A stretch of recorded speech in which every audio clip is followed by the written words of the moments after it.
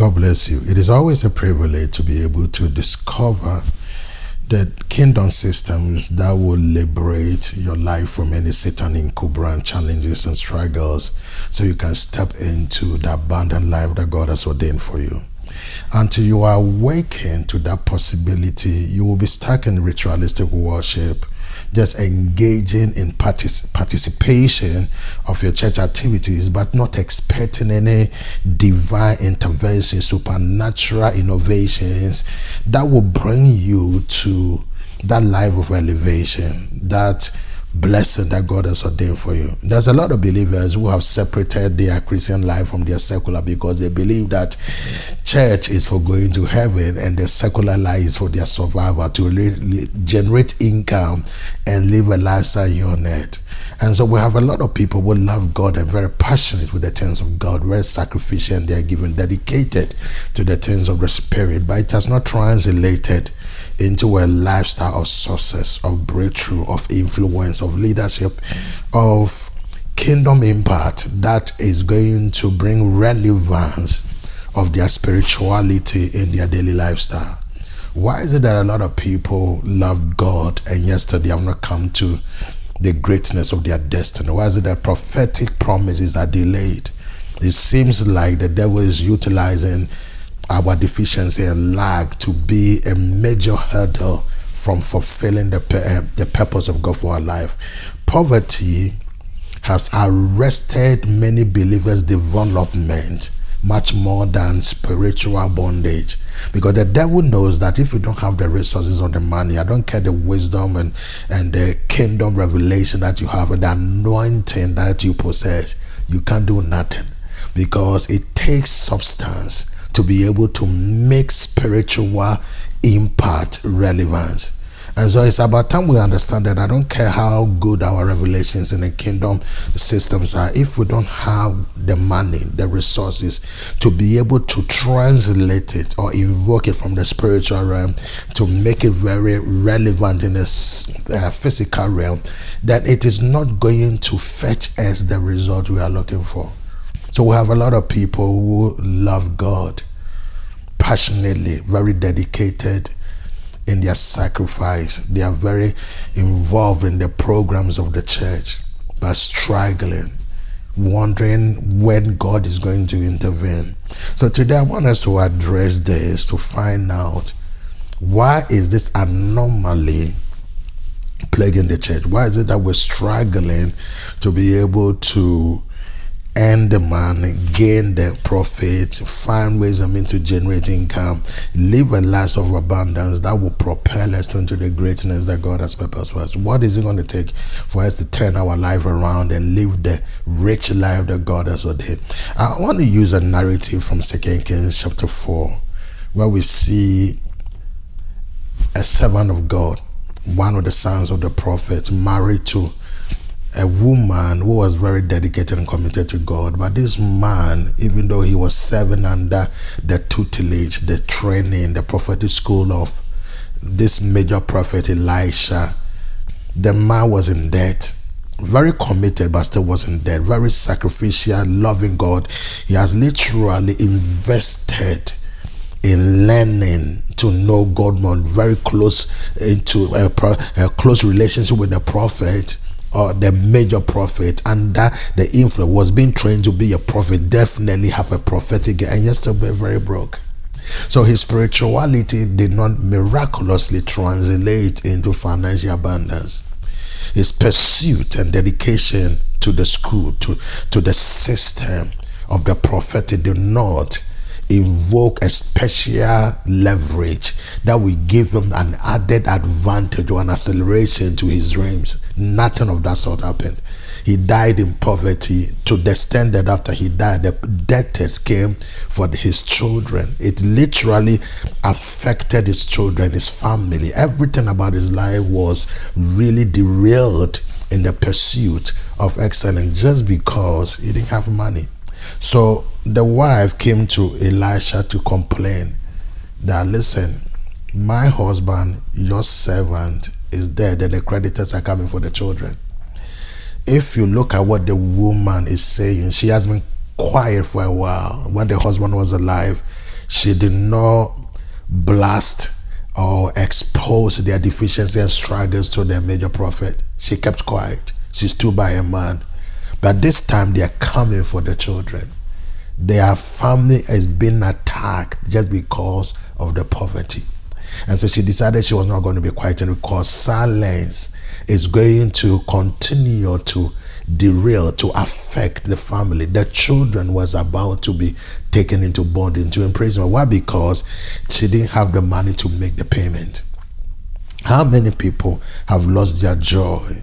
Their family is under attack. There's a whole lot of confusion. People are not living healthy because of deficiency. People don't have what it takes to pursue their dreams. The devil is using poverty to take away their life, steal, kill, and destroy many lives just because of financial deficiency, struggles, and challenges. And so this widow decided, no, I'm not going to be quiet. As she complained to Elijah, I really believe that maybe she expected another prophecy, because she came to the prophet. But this time, the prophet was not going to just be a teacher, teaching prophetic concepts and revelation and giving impartation, but rather she literally translated or transited into a new dimension of the prophet that I really believe we need now. Right now, we don't need a lot of prophetic revelations like before. There must be a balance of prophetic revelation and prophetic counseling and innovation that will translate people from the place of kingdom insight into kingdom building revelations that will bring people into the reality of their prophetic promise. Because a lot of people have received prophetic revelation and they've hoarded it, they have so much of it, they have amassed it, but it's not produced any tangible result in there, because we don't know how to translate kingdom revelation into pragmatic systems that will produce the result we are looking for. So people have so much stuck with heavenly dreams and visions. Their hope is deferred, and because of that, their heart has grown cold. They are not excited anymore, because we give them accurate prophecies. But how is it going to be done? You tell people they're going to be millionaires. Okay, that is really of God. But the question is, how are they going to get it done? There is a major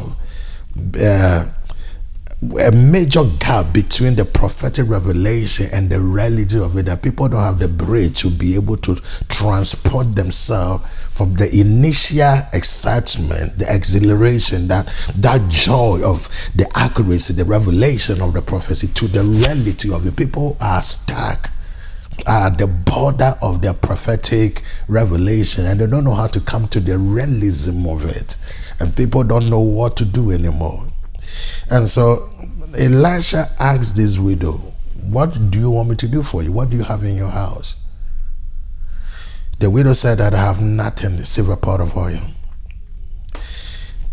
She did not see the value of that pot of oil in her house. She has it could not help her to achieve anything, because that pot of oil was in the house even when the husband, the prophet, was alive. The prophetic, tangible prophetic gift was in the house, but he didn't know how to use the prophetic oil. And so because of that, they were poor. And so the prophet was not going to give another prophetic word, but this is what said. It seems like Elisha understood how God operates, that God always has a pot of oil of value, inexhaustible potential of wealth in every house that is a servant to their destiny. You cannot be somebody who is a servant of God, connected to God, that within that house God has not planted.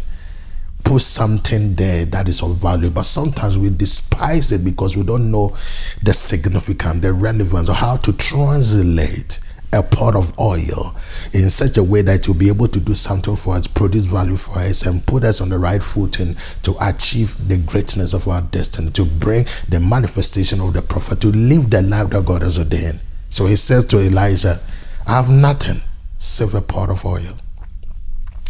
Elisha understood that the pot of oil was the key to unlock that dimension of wealth that would change her life for the better. But you see, the pot of oil could not do nothing for that woman until she knows why God put the pot of oil in the house.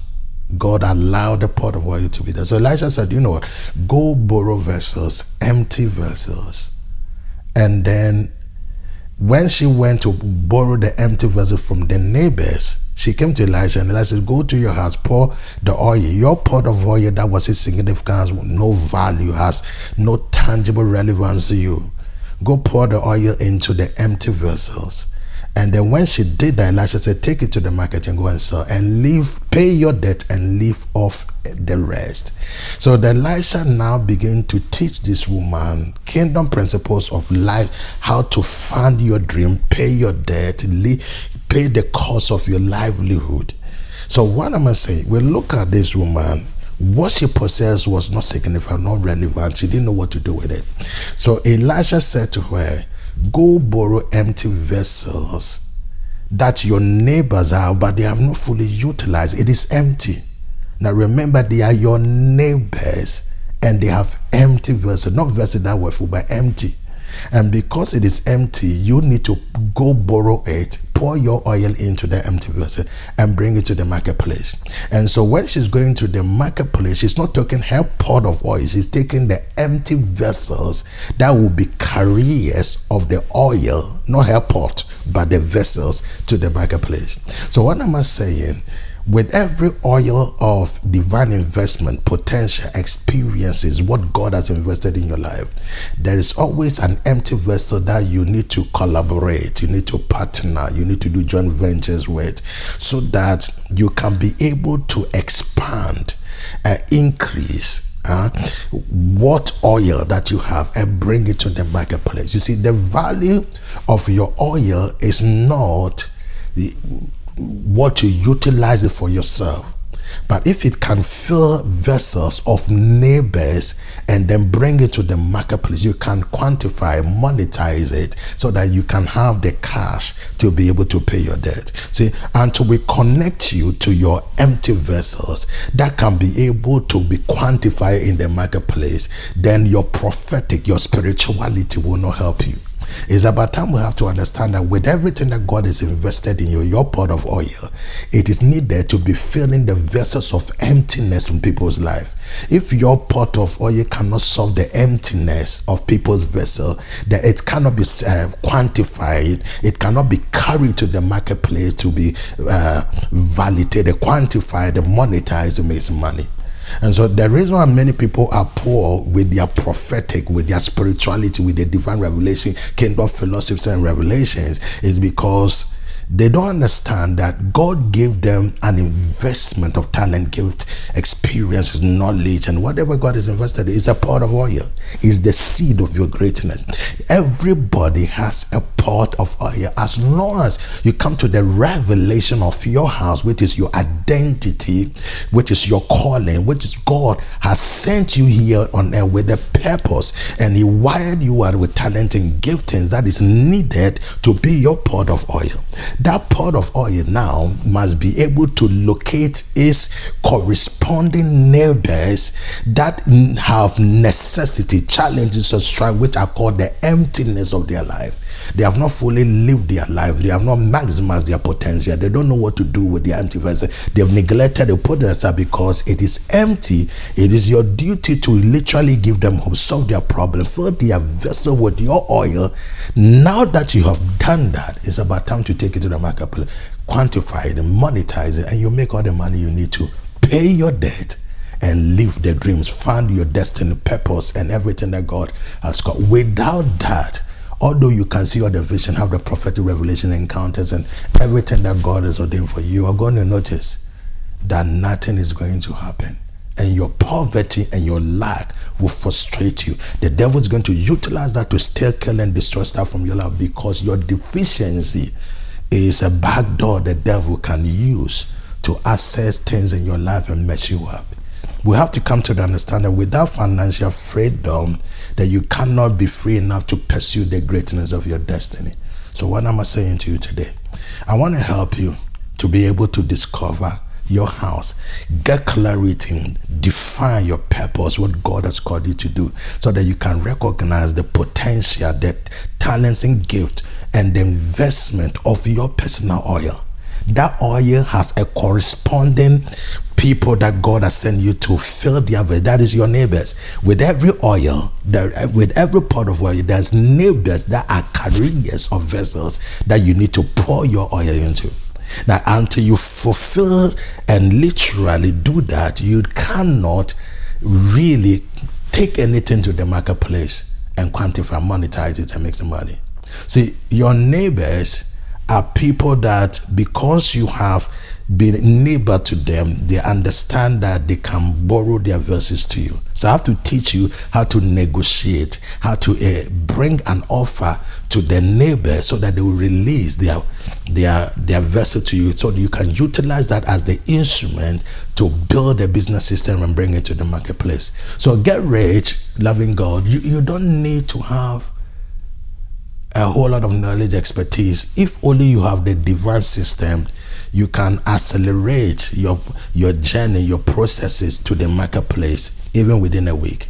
How is your life going to look if you can be able to build joint ventures, go to any industry, any system, any business? Even though you have no expertise, no capital, you can start a business right now by utilizing kingdom principles to elevate yourself, innovate your style, and get into the place in the marketplace so you can generate the income. I want to help you. So join me. Let me teach you how to step up your game and step into that dimension where you can generate the income that is needed to build your life, fund your ministry, pursue your great dream, and be of help to other people by filling their vessel.